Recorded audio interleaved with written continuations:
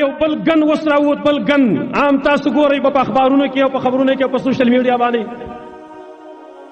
چې یو بل بیل اوس پاس کېدو واله دی هغه بیل څه شی دی شرم پکار دی دی خلکو لره شرم خو کم سړی چې شرم پکې وبه شرمېږي شرمېدلی به په څه وشرمېږي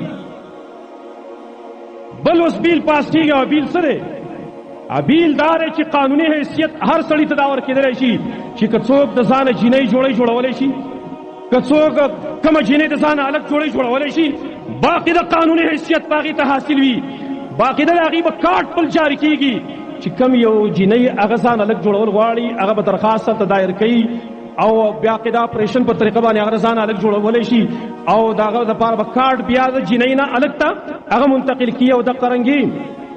الګ تسانه جنیم جوړولای شي